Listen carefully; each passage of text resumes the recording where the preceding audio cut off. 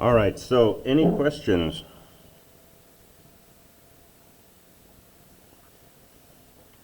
We were talking about heaps on Thursday.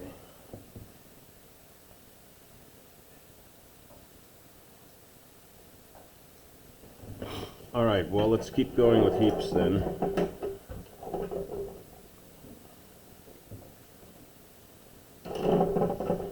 So let's think about max heaps.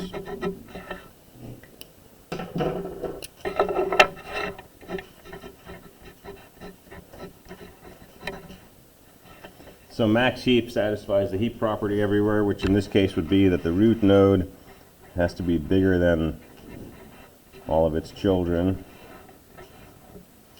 And that's everywhere inside the tree.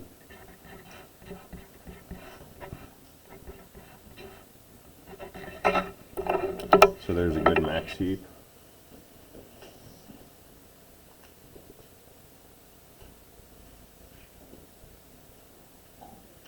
And I want to talk about how we build a heap. If you have a set of data given to you, so let's say we have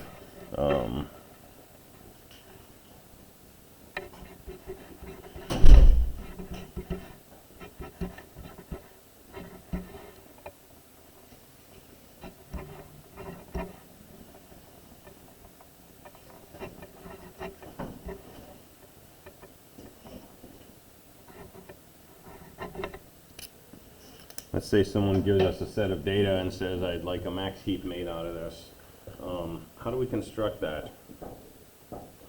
So the straightforward way to do it is what we did on the board the other day, which was just start with an empty heap and just keep inserting. Right? We know how to insert, just add to the last position in the heap and then upheap from there. And adding something to the end of the heap, right, in this case it would go down here, that's a fixed amount of time, right, that's just tacking it on to the end. And then upheaping is basically log n, the height of the tree, okay, and if we have n pieces of data going in, and it takes log n operations to add each one, this is going to be order n log n, okay, so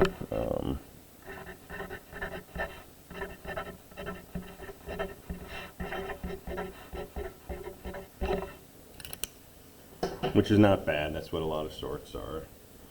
It turns out we can do better than that. It turns out there's an order n way to build a heap out of numbers. And this is called heapifying.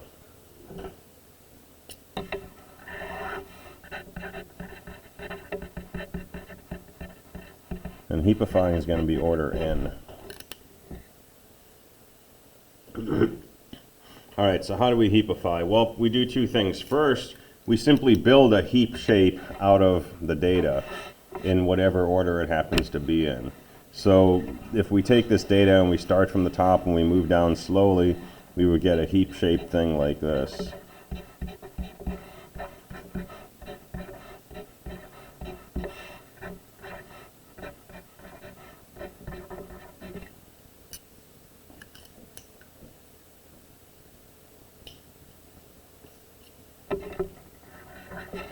And then we start from the lowest level, rightmost position, and we work backwards. We're going to work through these nodes and then move up one level and work through these, work up through those, and eventually get to the root.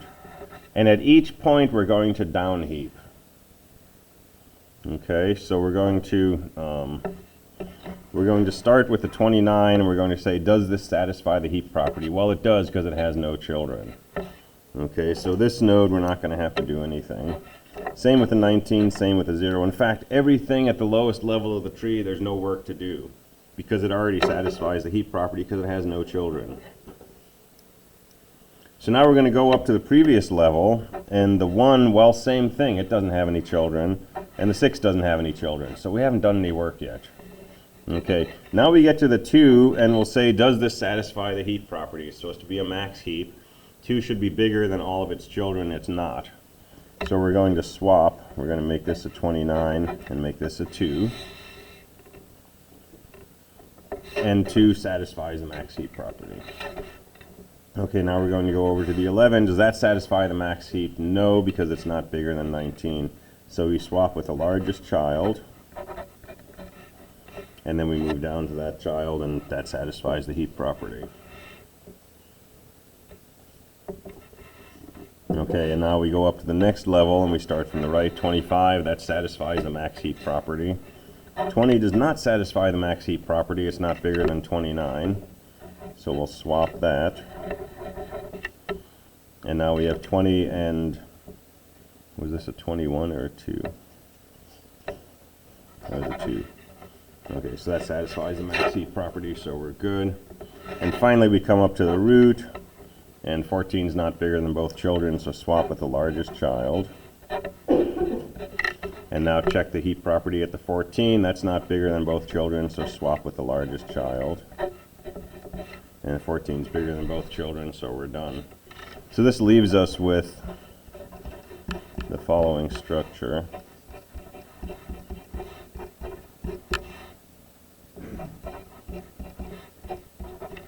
And that is a heap.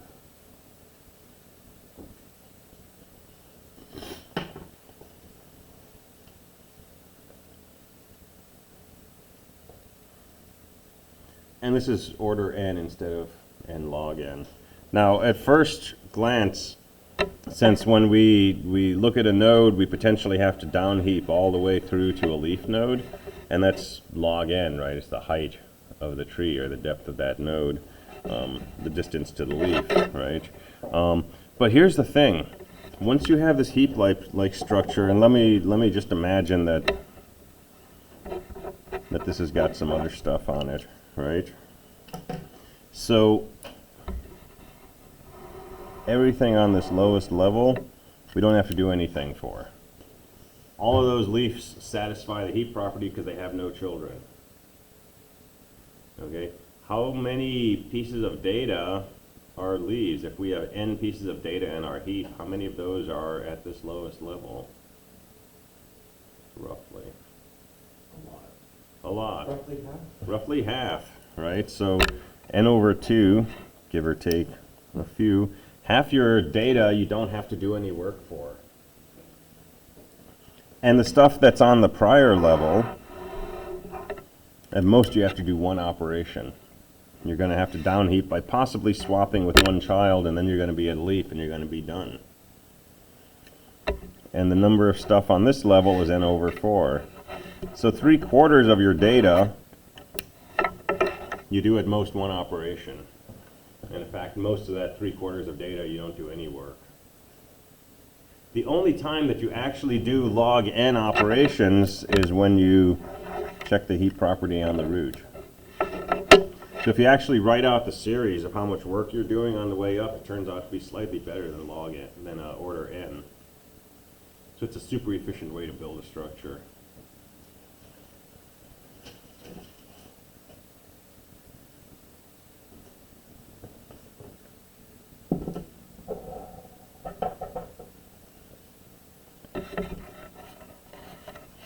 All right, so questions about that?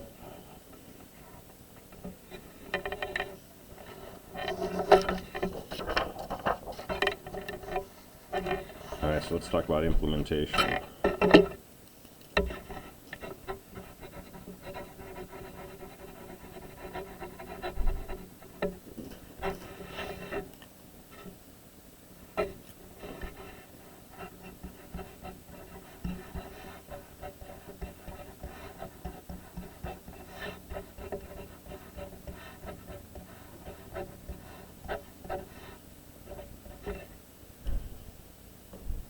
So we can implement this the way we've been implementing trees,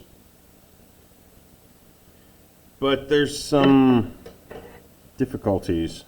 For one thing, to move up, we need to have back pointers to our parents.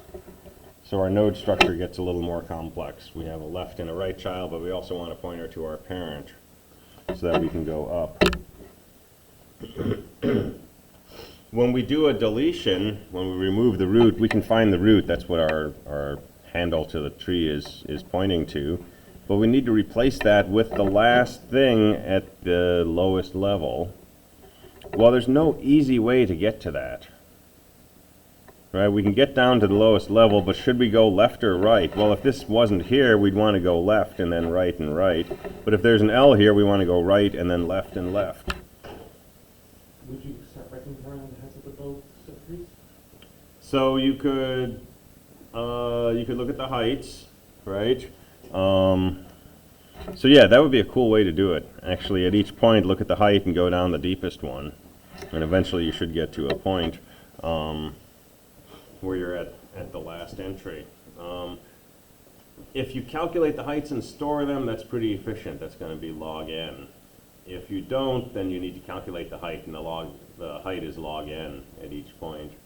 So you might do log squared n.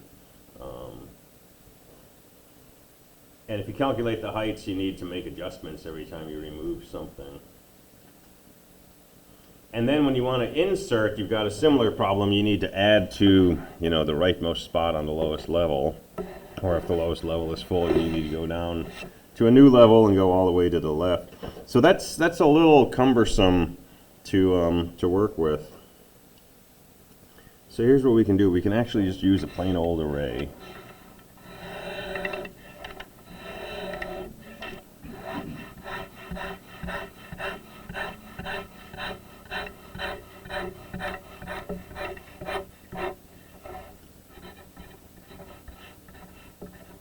So I'm just making an array of nodes.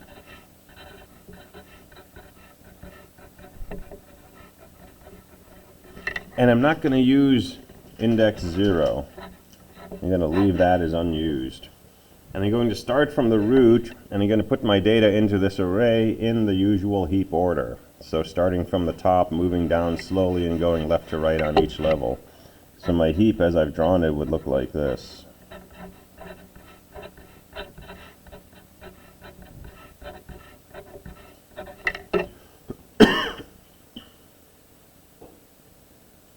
Okay, so arrays are easy to work with. If our data was integers, this would just be an array of integers. There's no pointers, there's no nulls, things like that. It's just store the data in an array. Okay, so think about this. Our node D, its index is equal to 4. Its children are H and I. And the index of H and I are 8 and 9.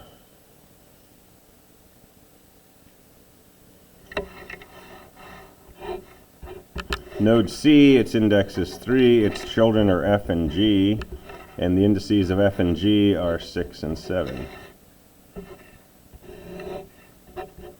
Node A is index 1, its children are B and C, and their indices are 2 and 3.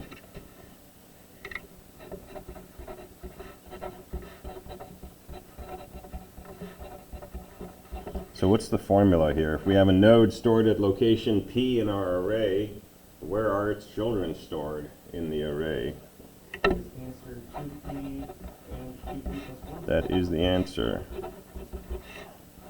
So if you have a node stored at index P, its children are stored at 2p and 2p plus 1. Which means this business of moving from a node to its children is totally straightforward. We don't need pointers, we can just do some index arithmetic. If you've got node E, right, which is at index 5, we know its children are at indexes 10 and 11.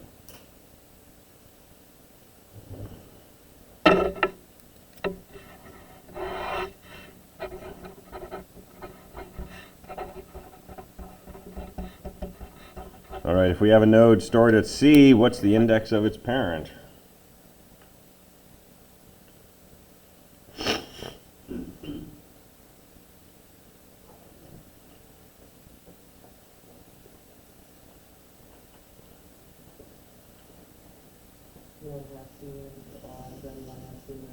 Yep, 1/2 C, and if it's odd, 1/2 of C minus 1.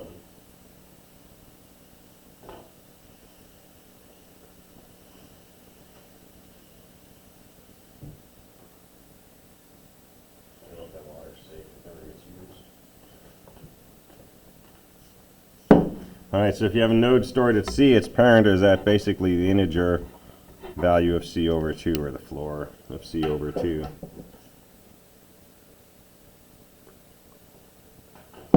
So more simple integer arithmetic. Where would that be? Because it is C over 2, but that's not. If you take 5 and divide it by 2, C will give you 2. Yeah. Right, integer arithmetic always just throws away the decimal part. So if you want to know who L's parent is, L is at 12, its parent is at 6, that's F. If you want to know who K's parent is, K is at 11, 11 over 2 will round down to 5. So K's parent should be 5, which is E. Well, that's K's parent.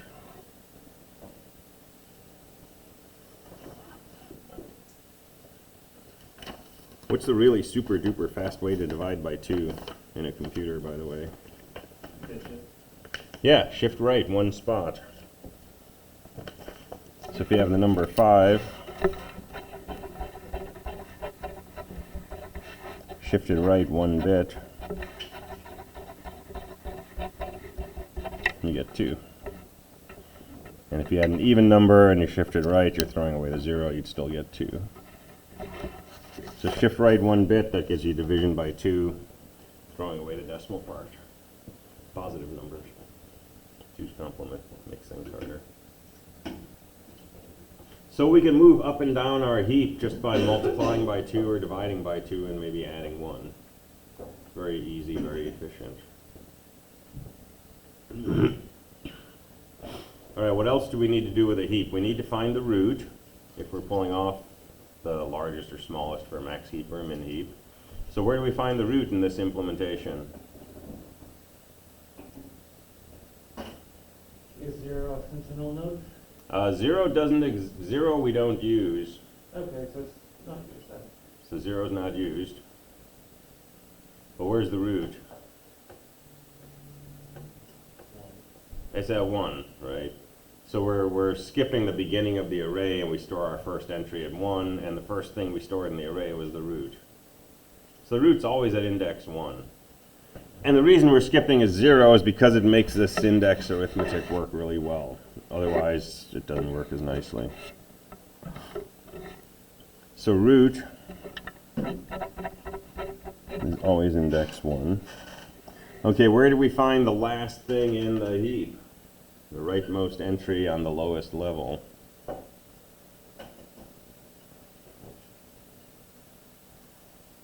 It's just the last thing in the array, right? So we need something like heap size equals 12. We've got 12 things stored in our heap right now. If I want to find the last thing, it's just array bracket heap size. So that would get me to the L. If I wanted to move that to the root, I would say array bracket 1 equals array bracket heap size, and then decrement the heap size. So array bracket 1 equals array bracket heap size minus minus. That's the whole process of finding the last thing in the heap, moving it up to the root. And then to down a heap, you do a series of comparisons between each node and the node at 2 times that index and 2 times that index plus 1. To swap 2 elements, well, that's just swapping 2 things in an array. We know how to do that. So this is pretty trivial to code. All right, there's a lot to keep track of, but the actual statements are, you know, CSC 121 level difficulty. And as far as the C code itself, it's just a bunch of assignment statements using an array. So no pointers, nothing dynamic going on. And then when you want to insert something into the heap, what do? We tack it on to the next spot on the lowest level, and then we upheap.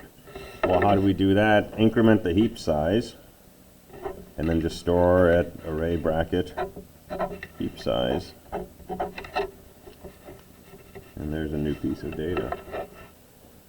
And then upheap again, just do your comparisons, swap, move your way up. This is ridiculously fun to code. It's like a breath of fresh air after being bogged down in the quagmire of dynamic memory and mallocs and segfaults. Yeah, and bell grind errors. So if you know how much data you have up front, or you know a maximum on it, right, you can make this a static array, or maybe you want to malloc it at runtime. If you know you've got 1,000 things coming into your heap, you might just malloc an array of 1,000 or 1,001 ints, since we're not using that first location. And set your heap size to 0 and so on.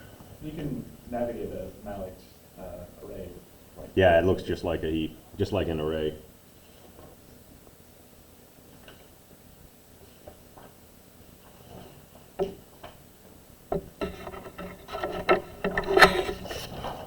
And so this heapifying business, right, we had some data coming in and we built it into a heap shape by just filling in an order. Well, that's just filling in successive locations in your array starting with index 1. Couldn't be easier.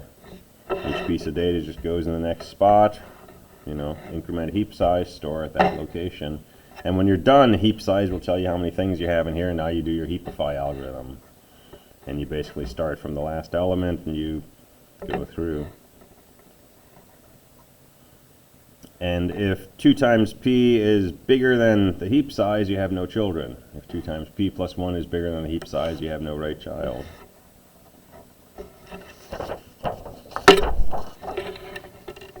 So that's heaps.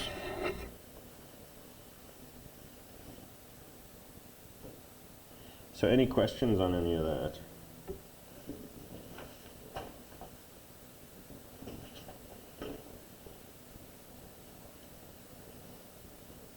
All right, so you'll definitely see heaps on the final.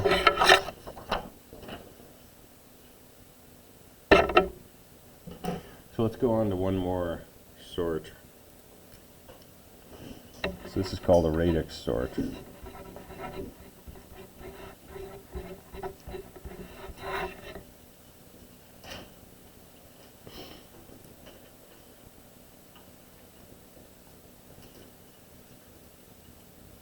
And a Radix sort is a little different from some of the other sorts we've been talking about. It sorts data that it sees as a succession of characters or digits. So if we were to sort numbers with this, we would be looking at it as a series of digits rather than as a weighted sum of powers of 10, for example. So let's put some numbers down.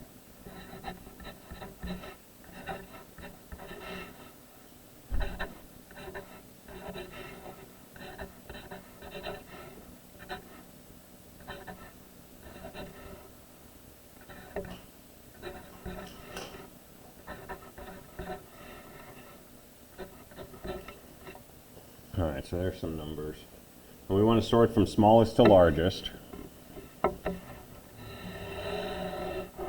So we sort this by looking at the data 1 digit at a time. And so first thing we're going to do is we're going to take this data and we're going to sort it just on this rightmost digit. Okay, so if I do that, I'm going to get a 560, a 200, because those end with 0. A 111, because that ends with a 1, and then a 914. I got 8 of these things. So 817, 228, 229, and 129.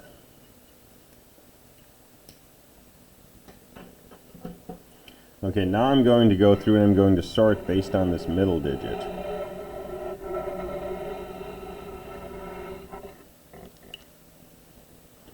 So the first number is going to be 200 because that's got a 0 in it. I've got 3 things that have a 1 in here. Okay, here's an important thing when we're sorting by digit. If multiple numbers have the same value, we do not want to change their order relative to each other. Okay, that's critically important. So I would take 111 and then 914 and 817. They all have a 1 in that middle position. And then there's some numbers with a 2 in that position, so I'll take those and keep them in their same order relative to each other. And then there's something with a 6 that's going to be the last thing. And now we're going to do this one more time. We're going to sort based on the most significant digit.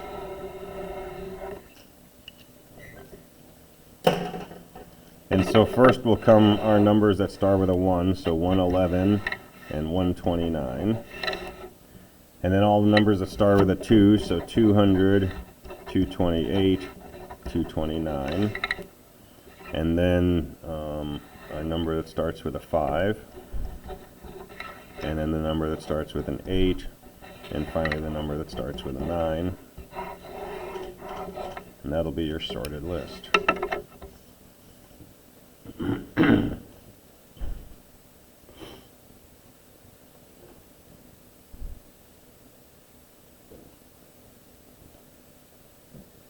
Alright, so we got the mechanics of that. Alright, so how do we do this in practice? Well, if we have integers, it's kind of hard to do because integers, we don't have an easy way of looking at digits. We can divide and take modulos and things like that. But think of this as just character data that happens to look like numbers. Okay, so we can look at this rightmost character as like, I don't know, number bracket 0 or something. Okay.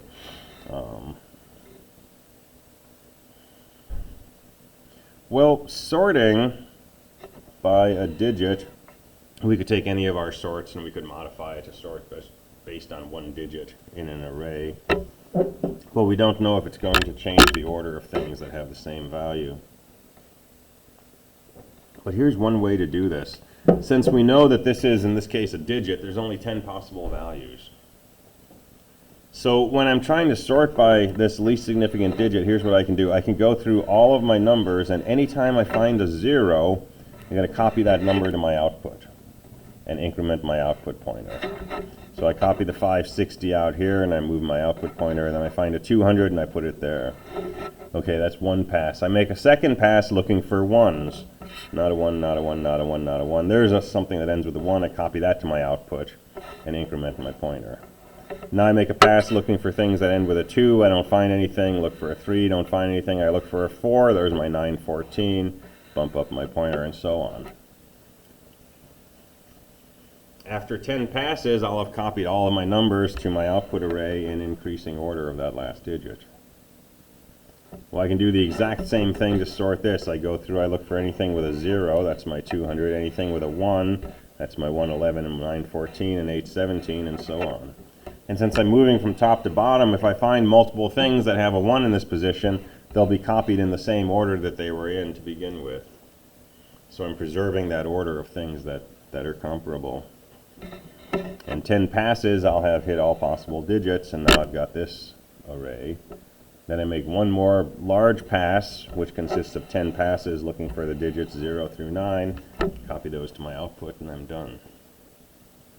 So pretty straightforward to code.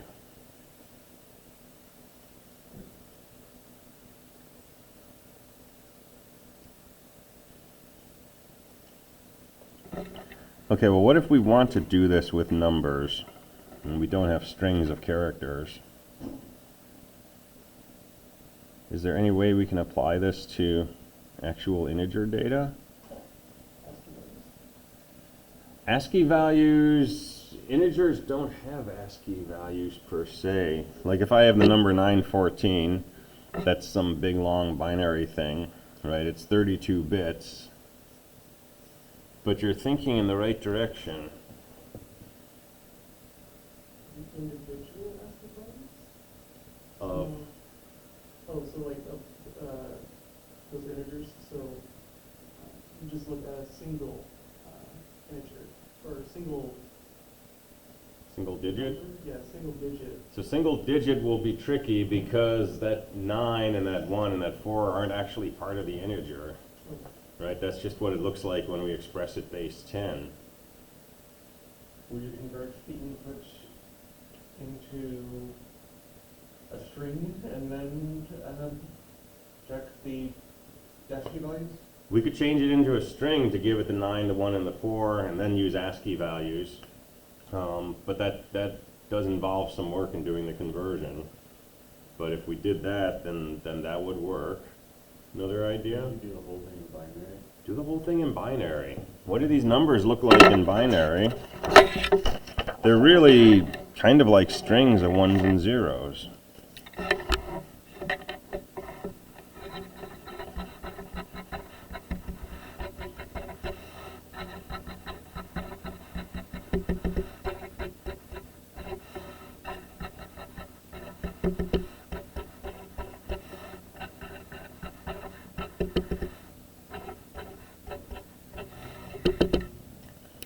Right, if we think of these numbers as binary, which they are, right, this is how they're actually stored in memory, and we try to do a radix sort, well, we have 32 bits. We sort based on the least significant bit. We sort based on the next bit, and so on. And sorting is the term you might put on your resume if it was your job to sort things that were either 1 or 0. But really, if everything is either 1 or 0, sorting is not as complex as a sort. Basically, take all the things that have a 0 here, put those in your output, then take all the rest, put that at the end of the output. Because every bit's either a 0 or a 1, so sorting it is really just pick out the 0s and then pick out the 1s. Well, this is sounding pretty straightforward now. Can we find what the least significant bit is? Yeah, we just have to do some bit fiddling. Right? We can make a binary mask.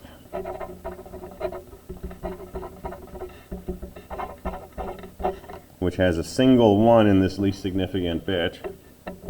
And if we take a number and we bitwise AND it with this mask, we will get either 0 or 1. If we take a number like this and we AND it with this mask, we'll end up with exactly 0. Right? Because all of these bits get ANDed with 0s, they go away to 0, and the least significant bit is a 0, ANDed with 1 is a 0. But if we take a number like this and we AND it with our mask, we'll end up with that 1 bit being ANDed with a 1, we'll end up with something non-zero. And if we change our mask to look like this, now if we AND with this second number, we're going to preserve that second bit. That 1's going to get ANDed with this 1, it'll be non-zero. Whereas this number will have a 0, ANDed with a 1, this will be 0. So we can take an integer and AND it with a mask, and it'll tell us whether the bit in that corresponding position is a 0 or a 1. Yeah? Can you explain a mask a little better? That's what I'm trying to explain. So a mask is a bit pattern, okay? It looks like this. You ever do any spray painting? Oh, with a whole cut. Yeah. Okay. Right, so that's what's going on. That's kind of what I pictured. Okay, good. Yeah, so my mask is not very good. We make a mask like this, right? It's just looking at that 1 bit. It's looking at that 1 bit. It's looking at that 1 bit. Right? So wherever we put a 1 in this bit pattern, if we AND that with a binary number, everything turns to 0 except whatever's in that position. So if that's a 0, the result of this logical operation is 0. If it's a 1, the result of this operation will be non-zero. It'll actually be whatever the mask is. There's a whole discipline of bit fiddling. The optional book that I posted, that I wrote, has a chapter on just doing these bit manipulations. You'll do a lot of it at a university. But punchline is, right, figuring out if the nth bit of a number is 1 or 0 is pretty straightforward. Right? Particularly figuring out if the nth bit of all of these numbers is 1 or 0 is pretty straightforward. So go through and each of these, and if the result is 0, copy it to your output. And then go through again and each of these, and if the result is non-zero, copy it to your output, and you're done.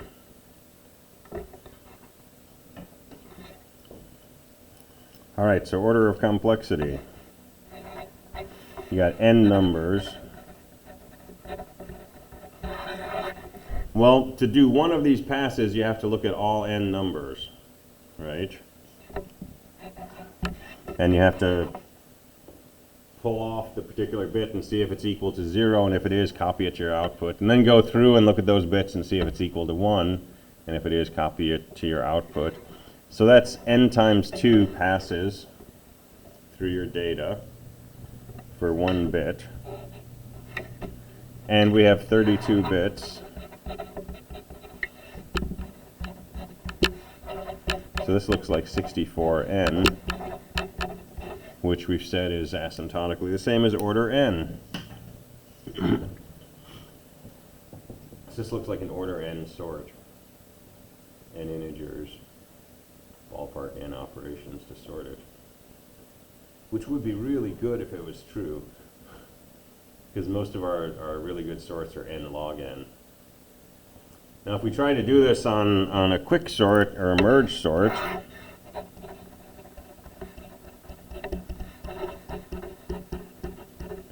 it's roughly n log n.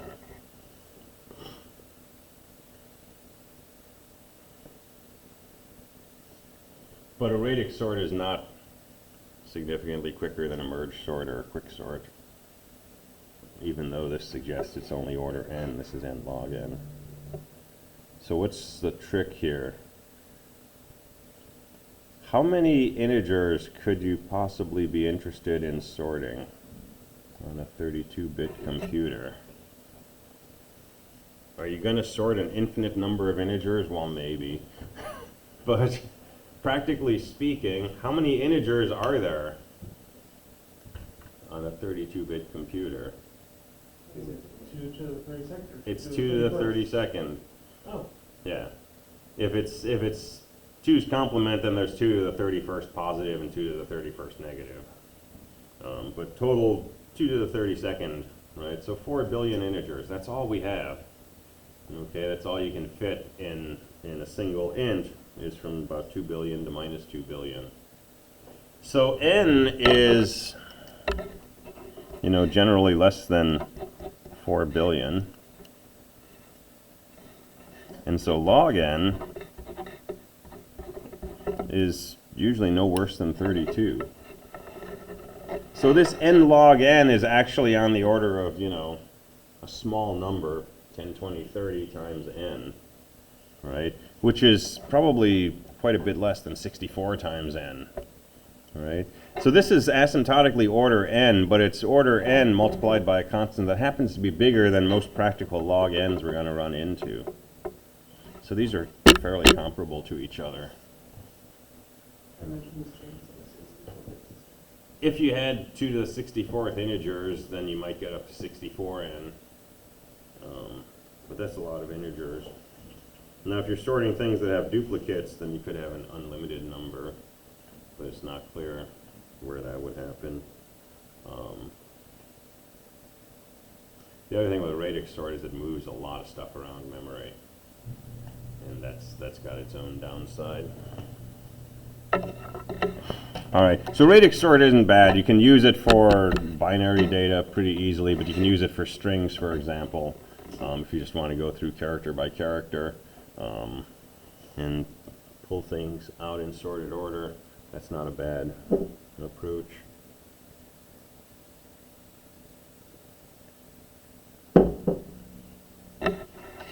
Alright, so questions on that?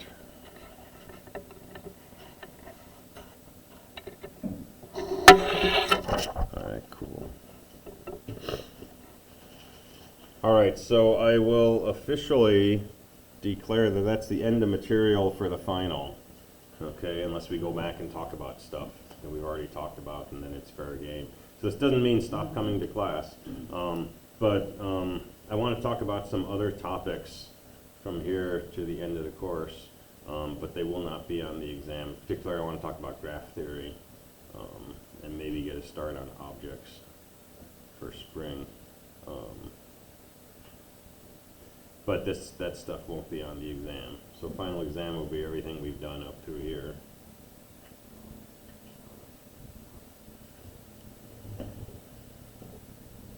All right, so let's talk about graphs. And graphs I normally cover in CSE 215. Didn't get to it in fall, and I may not get to it this quarter either, so this is a good place to talk about it. And we'll touch on it some more in CSE 223. So what is a graph? Loosely speaking, it's a bunch of points with lines connecting them. There's a graph.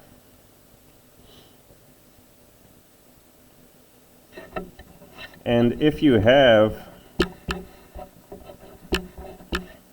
A tree, that's also a graph. Okay, it's a very particular type of graph. This is a graph also, but this does not correspond to a tree.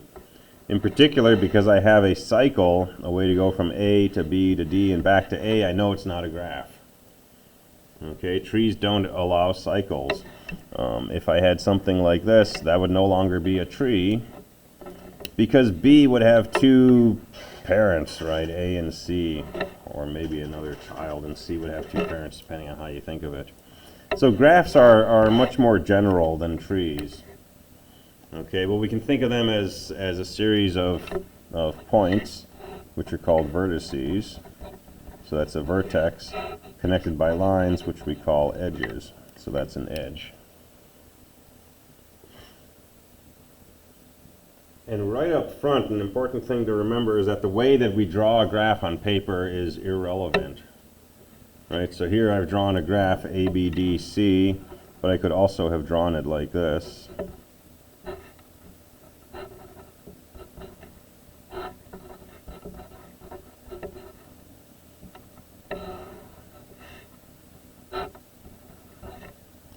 All right, and that's exactly the same graph.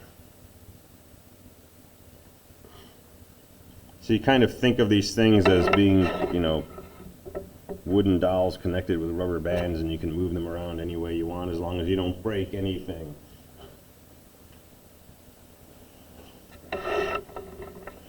And it's an interesting question, if you look at this and you look at that, to tell that they're the same thing or not.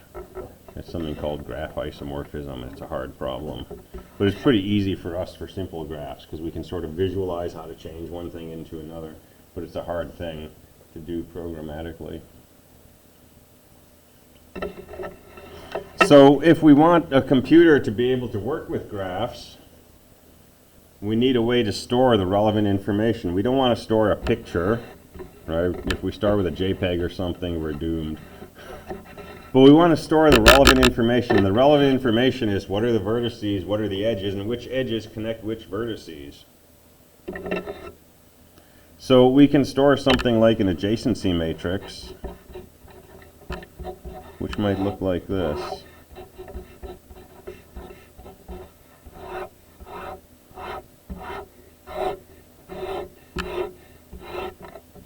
And the idea is anytime the two vertices are connected by an edge, I'm going to record that in this matrix. So A has a connection to B, I'm going to put a 1 right here. And A has a connection to D, I'll put a 1 right here. B is connected to both C and D and A. C is connected only to B, and D is connected to A and B. And so if we have zeros everywhere else, and we usually don't draw the zeros. It's not a K-map, don't panic. If we draw the zeros everywhere else, this describes the graph completely, right? And if I were to draw the adjacency matrix for this graph, I would get exactly the same thing. Okay, so that's an adjacency matrix.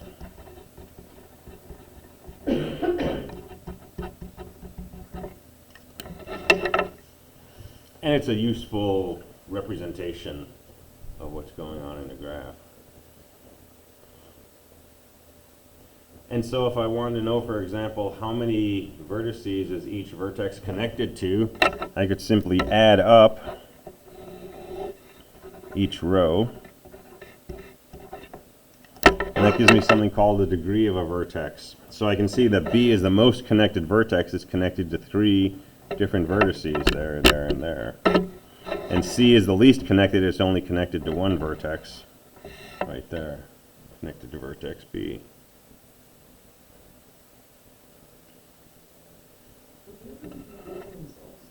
Yes, so we can have something like this. We can have something like a vertex that's not connected anywhere. We can have multiple connections between vertices. We can have directed graphs where each edge has a direction associated with it. And we can have weighted graphs where we might say this is a weight of 2 and 3 and 1 and 2, which might represent distance or cost or time or something like that. So this could be a transportation map of a really small city, right? With 4 destinations and how long it takes in minutes to travel from one destination to the other. And now if you want to get from D to A, well, you could go directly like that, but you could also go from D to B and then to A. It's going to take you the same amount of time. Even though there's 2 edges, the cost of those 2 edges is lower.